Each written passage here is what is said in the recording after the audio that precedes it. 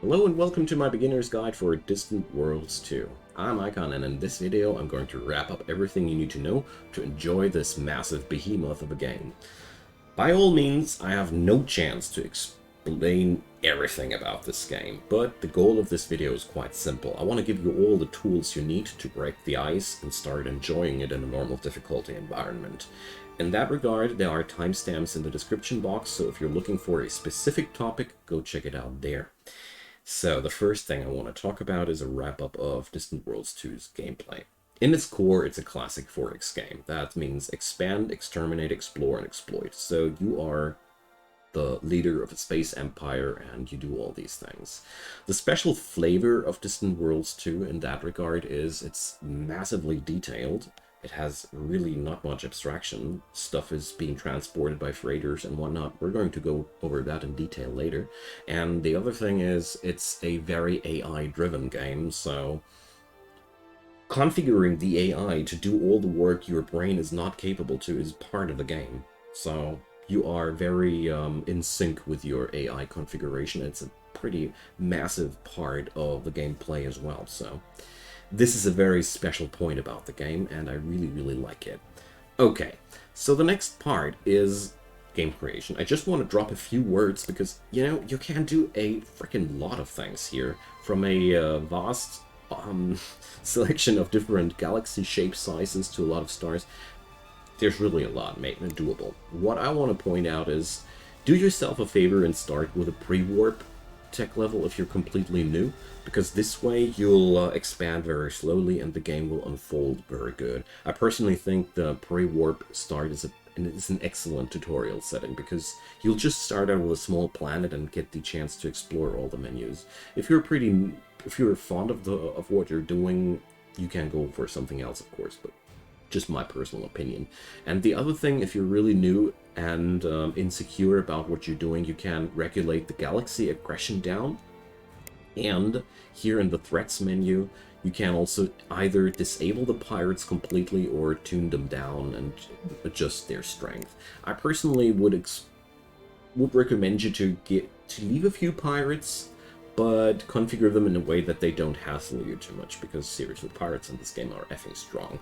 Take them seriously, but it's a cool thing that you can configure pretty much everything. And beyond that, well, space creatures are a nuisance, so you can lower these. And beyond that, you're going to be pretty fine with just skipping through here and leaving everything as it is, because those settings allow you to customize your gameplay massively, but you don't need to. The standard experience is great. And if you're overwhelmed by all the races at the beginning, I can deeply recommend you the humans, because the big advantage of the human race is that they're pretty much good at everything, and they don't impose any big difficulties to you, apart from you hate other races a little bit because, you know, humans and xenophobes and all. All the other races are more specialized and more optimized towards a certain gameplay, whereas the humans, I found them pretty balanced out, so I like them for beginners, but feel free to go as you please. With your government, you can do a lot of different things. The easiest ways to start with as a human empire are either republic, democracy, or if you want to go for a little bit more warfare, try out monarchy. It's pretty good too. But whatever you might want to do, you're ending up with a screen that looks like that. Wait a sec. So we're going to leave everything, like I said, here like that. Starting settings are all the same. And you can explore these screens, of course, for yourself. There's a lot of configurations you can do. From victory conditions over starting conditions, it's really awesome. Okay, so game creation, that's been done. Let's talk a little bit about the user interface. It's a pretty overwhelming thing, and we're going to go over it as briefly and detailed as possible. So you see here your planet in the center. If you use your mouse wheel, you can scroll out. That's your solar system, and that's the galaxy card. This is where everything happens. So your menus are quite crazy detailed, and over here you have all the controls over your empire. So here you have the empire settings, diplomacy, character configurations, colonies, exploration, resource, ship construction, research, military, and civilians. That's really a lot. The good thing about it is you don't really need to know your way with everything from the get-go, because the game is configured in a way that the AI will do most of the stuff for you as long as you don't understand yourself around there. So down here in the lower left corner, we see a little menu that pops up and gives us all the options with the item we have clicked right now. So for example, if I click my colony here, there's lots of informations. Everything you might want to know is also worth hovering over. And down here you have your control buttons. The most important things to know is you can construct things down here, and everything else is for now optional. The most important thing on colonies and such is to know this icon here, because here you can build new stuff, but more about that later. Up here in that corner, you see your current technology you're researching. If you click on that, you also can have a glimpse on this majestic tech tree. And by default, the AI selects what's researched. Over here, the amount of colonies and your total amount of population, your amount of cash, the date of time, and here you can configure the speed of game. Here you have your notifications. Just as a little tip, right-clicking disables most of the notifications. Here's a victory board, so how far you are at winning, and a couple of other things. This stuff here at the lower right bottom of the map, that's a lot of filters that you can turn on and off. This grows more and more important the bigger your empire grows, and I personally find these things optional. You don't need them to do. And down here, if you're asking yourself what the hell is that, here you have always a summary of the items that you have control over. If I understood it correctly, these are all your controlled items or available items that you can interact with. Most of the time I don't even use it, but about that. So every one of these menus here has its own thing going on. So you have these riders where you can check out about personalities, exploration, and so on. You have to check out these by in detail, and the first time you go in here, the game will offer you to give you tours through these menus. Take these with care, because you'll receive an information overload, which explains all and every little thing here, and I found it absolutely disgusting. It's just been too much. If you ever need those informations, you can click the question mark here, and then you get an explanation about all the things here. Good stuff. Also, if you want to read something about the game in general, the Galactopedia is here for you, and it's pretty massive, and it's pretty helpful. If you know what you're looking for, that is. Right now, I really haven't understood yet why it has no search bar, but I hope the devs will fix that one day. Now, this is pretty much what you need to know about the user interface. I'm leaving out a lot of things here, I'm well aware of that, but there's just so much going on this game. So now you know what the buttons are roughly good for and where you can get help. And really, don't read all the tours when you start. It's going to blow your mind.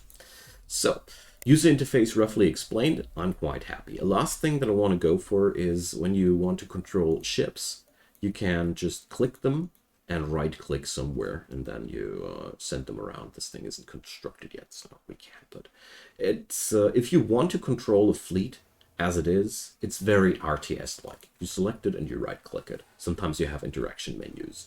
It's just like that. But most of the time, the AI will do these things for you. Talking about AI, let's talk about the AI more in detail. So first things first, I want to show you where you can configure this thing. So when you select this button here, you can see this rider here, policy settings, also accessible by pressing P. Policy settings is the heart and the core of your automation process. Here, you select what the AI configures for you and what you decide by yourself. The settings by default are extremely well made for a newbie. The longer you play this game, though, the more you will notice that the AI does stupid things or delays things too much, and yeah, there's really a lot of things that bothered me the longer I played it. But in general, you have these 4 buttons here. Full automation, suggest, and execute. This is where the AI only gives you a suggestion, and if you don't decline it, it will be automatically done. And this is only suggest. This is practically the counterpart If you don't say, yes, do this, it'll be declined automatically. So auto accept, auto decline, or full on manually. So there are tons of different things that you can configure here. So diplomacy, how you should go for, construction, how you should go for. There's a couple of things that I want to mention though. So first off, I personally found that base construction is very, very good if you put that onto suggest and execute, or if you dare to even automation. But I'd strongly say no to this, simply because the AI will spam stuff for you, and this game, after like 3 or 4 hours, you'll most likely control hundreds of ships, a couple around 100 space stations and such, and it's really a pain to configure that all manually. So choose for yourself where you want to give up control, and choose for yourself where you don't want to. Construction is a thing which I want to pinpoint, and colonization, because these are pretty susceptible parts, because the AI is really stupid in that regard. So what can happen if you full on automate base construction is pretty simple. The AI will build bases in a way that the other AI empires will think you're crazy and declare war on you. So be careful with that. And the other thing applies, of course, to the colonization as well. Can happen there as well. You can, of course, specify here pretty much everything, but I'd personally recommend you to don't touch anything unless you really, really want to take the reins over. And this is a wonderful thing, because this way you can just let the game flow and watch it in motion and learn from it. The last thing that I personally want to pinpoint here too is the research. If you like it like me to actually decide for myself where my research will go to, put off the automation there. But one word of warning here, this game has really much technology going on, so you might just want to steer full auto through your first game. But there's really not much more that you need to know about the automation, except for you can reach it via this menu, either pressing P or going here, and you can configure everything here that you want to go for, and you understand these buttons. Beyond that, use it as you want to or not want to. I personally love to configure my AI in regions where I hate to do the micromanagement, but always keep in mind a human does everything better than the machine in this regard, if you have the brain and the capacity to just manage everything. But the AI will always be a little bit more sluggish than the human mind in general. But the AI in this game is really good, don't get me wrong. Okay, enough about automation. Let's talk about other parts of this game, but to get in there, we have a pretty bad start. So allow me to load up a larger empire so I can show you the other parts of the game more precisely. Alright, so this is what your average early to mid game would look like. The blue stuff here on the map is mine, and we're going to talk about a couple of concepts here that I find worth talking about. So first off, I want to talk about the exploration. Exploration in this game happens mostly automatically. Your exploration ships, you can find them here, and you can build exploration ships if you click the construction thing here, select one of your spaceports, click one of the anchors, select your explorer ship down here, click it, and now you see it's being queued here, and that's how you build explorers. Explorers do their job automatically. You see that there's a little icon here. As long as this A is on, it's automatic. You can even pick single ships and put them onto menu and control if you want to control smaller ships. Pretty good stuff. So exploration happens automatically, like I said. If you're wondering what these circles here mean, the orange circle is... Wait a sec, yeah. Here, the orange circle is where the ship could fly back and forth, and the yellow circle here is the one-way trip range, because ships in this game have fuel, and if fuel runs out, they need to be refueled externally or just lie around forever. So your ships will fly around and scan stuff and discover things like ruins here and new minerals and new resources. We're going to talk about resources in a minute, and there's a lot to discover. But what's really important to know is how the exploration level system works. So Every object is not automatically fully explored because you zoom your scanner ship once over there. No. Scans increase the exploration level. The exploration level can go up to level 100. The better your scanners, the further you can go.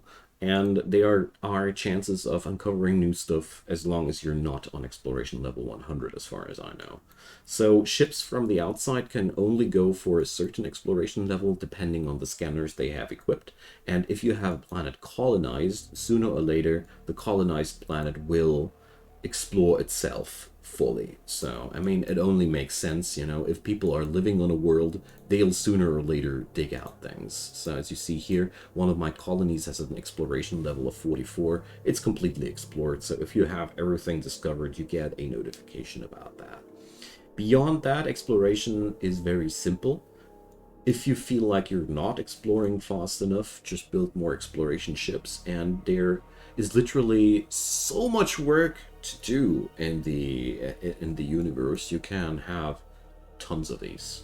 It's really worth it because you'll find tons of different things that are worth your effort.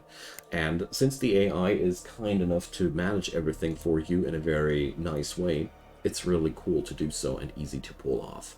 Everything else you can learn for yourself, I hope. Next step, I want to talk about resources. Resources are a big thing in Distant Worlds. Unlike other games, you have a massive catalog of resources. You thought that's all up here? No. Let's go into the resources menu. So here you see a full list of all the resources we have here available, but that's, well, that's the stuff we have in use. Wait a sec. All resources. That's all the resources in game. There are 79 different resources in game. They are divided in 3 different categories. There's fuel, used to transport your stuff, you know. Pretty simple, I guess. There's construction or strategic resources, like I want to call them. You use these mostly for shipbuilding. And lastly, there's luxury materials. These are used to speed up developments of your colonies. Basically, the more luxury resources you have, the more speed you'll see in your colony growth. So these resources are absolutely vital to pick up. And to pick up resources, you need to build mining stations. So the AI will always suggest to you to build mining stations whenever it sees it fit. But over here with this rider, you can see all your new mining locations. Everything which has this red border around itself has a production shortage. So that means your empire really needs that stuff as quick as possible. And when you browse through this map, you see you can click this little button here to queue up the building of a mining station. Since they are, you see, we have 100 new mining locations available, and this is growing really, really painful over the time when the AI asks you about every single one of these mining stations. That's why I mentioned you might want to suggest and execute. But keep in mind this can be dangerous because the AI sometimes thinks it's a great idea to build a mining station back here. We explored it, but, you know, these dudes are really pissed start to build it behind their backs, so take it with care. This can easily break off a war. If you don't care about war, it's perfect for you though. Okay. That's pretty much the basics you need to know about resources. There's of course way more to it, and you can go quite into depth with it, but the basics are pretty simple. You need these 3 resources and as many as possible, and especially in the early phases of the game, go over here into the new mining location rider and spam those mining stations. You also will need to build as many construction ships. They are called space docks here, in the human civilization at least. Build enough construction ships, because just like the explorers, there is so much to build in this game. You can really use a ton of these, and don't worry about having too many. You will not manage to. One thing that I want to mention here while we're talking about resources, all these mining stations are not paid with this wallet. The private economy comes up for that. What's the private economy? I'm going to talk about economy in a second, but simply put together, the private economy builds these mining stations. They keep all the profits except for the taxes. So, long story short, as long as your private economy is thriving, they will always love to have do mining stations, and you don't even have to pay them for yourselves. You will gain money out of that. Okay, enough about resources. I want to talk quickly about economy. Economy is quite a complicated thing, but I'll break down the most important things. So economy works like that. Your income as a state is your taxes that you have from the colonies and the taxes from the private economy. So you see here, the revenue of the private economy flows partially into our own wallet. The private economy is completely AI driven. You can't control it, even if you'd want to, unless you have a certain species that has a trade guild background, but usually the private economy does what it wants to do. So the private economy wants to build civilian ships, and they just transport stuff from where it's needed. So they'll fly to the mining stations and bring it to your spaceports. You don't have to do anything except for protecting them. If there are too many space monsters and pirates out there, your private economy will suffer. Same goes for war. You don't need to do more than that, though. As long as you keep them safe, they'll bring money in. Private economy has mining, tourism, and also yields profits by shipbuilding. That's a pretty interesting part. As a state, you build ships for the private economy, and they pay you money for that. Of course they do that. So your spaceports will always be busy passively with building jobs for the private economy, ideally. So all in all, there's one thing that I need to mention here too. That's the colonies. So with this screen here, you have an overview over your colonies. Here you see their revenue and how happy they are and all. The gist of it is quite simple. The more luxury goods you have and the more peace a colony has in a sustained amount of time, the bigger it'll grow and the more money it'll yield. There's one problem though: corruption will always happen and you'll have to pay for things, of course. Corruption can be only reduced by building stuff like here administration complexes and such, or science or certain government forms. But your economy just works in principle like that.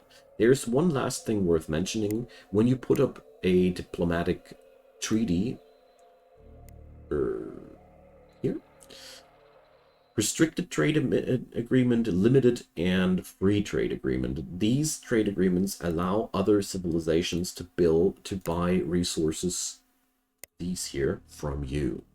And the different levels of the trade agreements depict how much will be traded. In a free trade agreement, everything will be traded. In a limited one, I think it's only fuel. You get the idea. So that's how your economy is set together. There's of course way more to that, but I think that's enough to understand where we're going.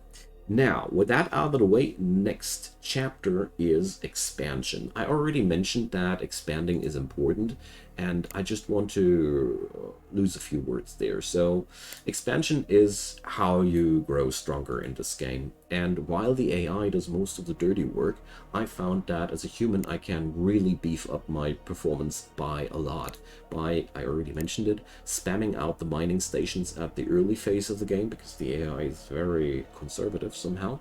Another thing that worked out really, really brilliantly for me, I did mention these two, but I'm going to repeat it. Build exploration ships, many of them. Build construction ships, many of them. Both of these actions speed up your exploration by your expansion by a lot. And also check out new colonizable planets. That's what I want to say. You can check them out in this rider here, and generally said, as long as the colonization suitability is above or at 20, the planet is brilliant. Everything between 10 and 20 is okay. Everything below that, you probably shouldn't go for. New colonies always cost your empire money at first, and it'll take a lot of time until they pay off, depending on the amount of luxury resources, of course, you got available. But expanding into many colonies is very important because not only does it secure you victory points, you gain victory points for a total of colonies controlled, but also it's the way of expanding into a more and more massive and powerful empire. Your expansion plans are, of course, as everything, linked to the AI. And if you want to speed up things, control them manually as much as you can. This is where I found that the AI leaves me a little bit unsatisfied. So just wanted to say that. Now, we got pretty much all of the things covered. There's only one last thing that I want to talk about, and that's research. I already covered how you go into manual control over your research, but I also want to talk about how you can beef up your research. So here's this little panel, that's your research panel. So here you see all your research stations, but most importantly, keep an eye out for this new research location tab. Whenever your explorers uncover something which gives a bonus to a certain type of research, this means you just unlocked a slot for building a research station there. Do it as quick as possible because you really want to have as many research stations as possible. In this game, it works a little bit differently. Building the research stations alone doesn't provide the science points. The most important thing you need to know is that the research also needs funding, which you see here. So down here you see how your funding is distributed. It's distributed between colony growth and research. Empire funding is by default AI controlled, but once you know what you're doing here, this is one of the most brilliant spots to control by yourself. Just want to mention that.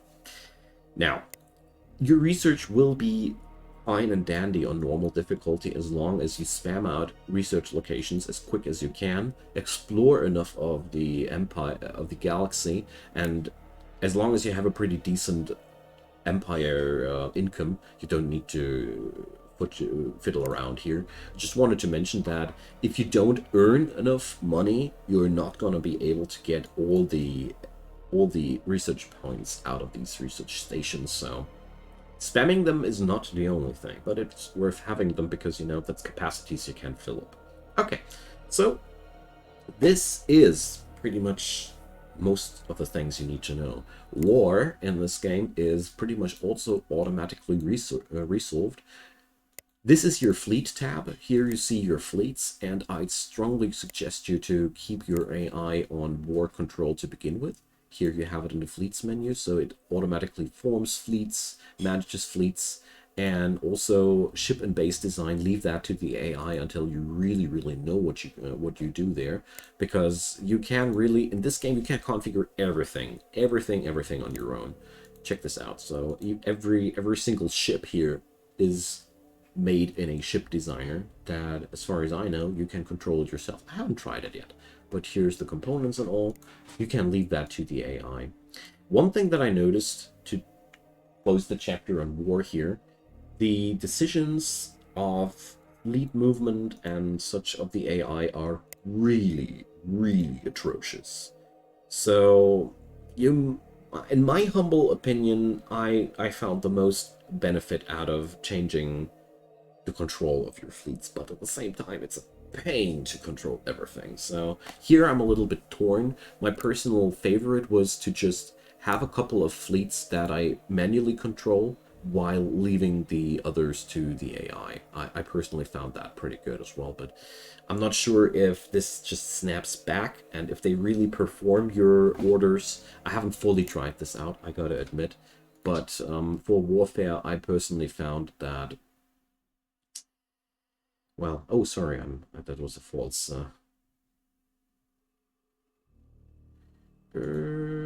See, there's a false pointer here. Military attacks here. This is where you control how your fleet is attacking. You see, this game is really vast. Forgive me, please, for this blunder, but this is what we're looking for. So here you can also configure how the AI is going to take for fights, and here, this one, military attacks. Yeah. It's the biggest and most difficult part, to configure the AI in the way that it interacts well with you. Try it out in the first place without changing anything here. Okay, that's pretty much the end of this tutorial. I hope you found this helpful, and I hope you find your way around there. Feel free to drop me any other question into the comment section, because I'm damn sure that I forgot to mention something really important, so I'd be delighted to try to answer your questions there. So also leave me a thumbs up, and feel free to subscribe to my channel. I've got problems talking straight, so much information was in this video. So subscriptions would help me a ton, and feel free to check out the description box. There's also my Twitch channel where I stream quite regularly. I'd love to see you guys there as well. So have a nice day, and have a good one. Bye bye.